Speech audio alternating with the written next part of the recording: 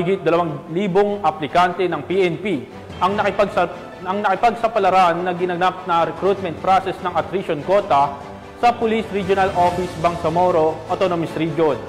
Yan ang balitang hatid ni Patrolwoman Rodessa Gallego.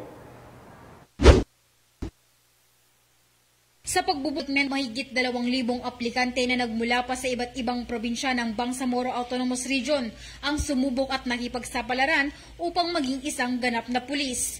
Dumaan sa 3 araw na pagsusuri ang 2,144 applicants simula noong ika-25 hanggang 27 ng Oktubre taong kasalukuyan sa Camp Brigadier General Salipada kay Pendatun, parang Maguindanao del Norte.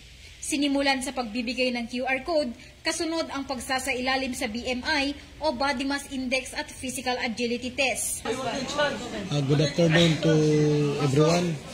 The RRSU bar, together with the representative from the NAPOLCOM, the IMIG, the RMDU bar, and the R8 is now conducting the BMI, ongoing BMI, and the physical agility test for a personnel to become a policeman and policewoman in Pro Bar, consisting of 2,144 applicants as of this moment through our QR code.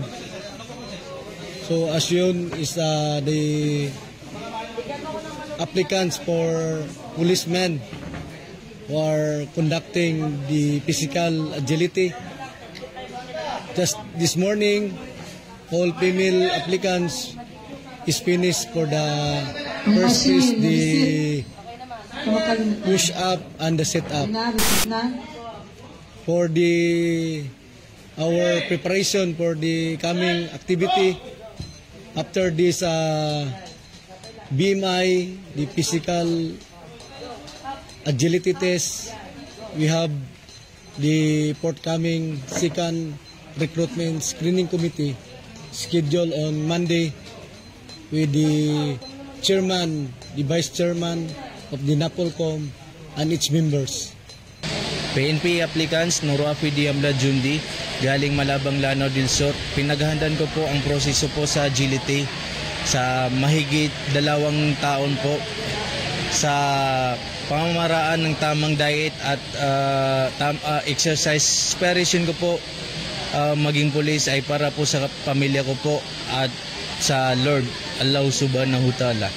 Mahigpit pa rin ang pagsasagawa sa mga pamantayang itinakda upang matiyak na may angkop na pisikal na kondisyon ang mga nais pumasok sa hanay ng Philippine National Police.